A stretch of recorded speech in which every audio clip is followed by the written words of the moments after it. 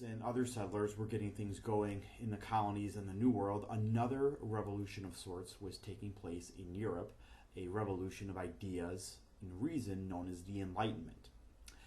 Now, while the scientific revolution likely has more names you would be familiar with, like Kepler and Galileo and Newton, the Enlightenment that followed, with names like Locke, Voltaire, and Rousseau, may be less familiar, but they are no less influential.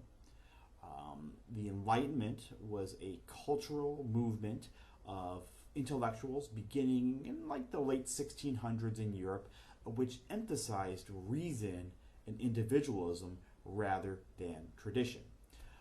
The purpose of the Enlightenment was to reform society using reason, to challenge ideas grounded in tradition and faith, and to advance knowledge through the scientific method. Now, because of this, there's always been some debate among scholars and historians as if the Enlightenment was anti-God. I don't believe it was, but that's something that you can, debate. But the Enlightenment really sought to have humans use their minds and reason to answer questions, in addition to the scripture that was out there for them. Now, so one Enlightenment thinker, whose name was Immanuel Kant, wrote that the Enlightenment was man's emergence from his self-imposed immaturity. Immaturity is the inability, he said, to use one's understanding without guidance from another. Have courage to use your understanding, he said. This is the motto of the Enlightenment. So he, in that statement, refers to their movement as the Enlightenment. And the Enlightenment was unusual among historical periods because 18th century men basically used the term to describe their own age. So they, while I said earlier, some people didn't really realize what they were doing, these men, these intellectuals, did realize what they were doing, and they described their movement as the Enlightenment.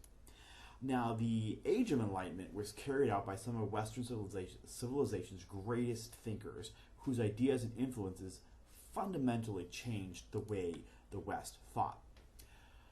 The Enlightenment played out amongst a backdrop of an ever-changing and evolving Europe, in addition to the colonies in America, where its ideas really took hold. So these ideas that were coming out of the Enlightenment really affected and influenced these people over in the New World.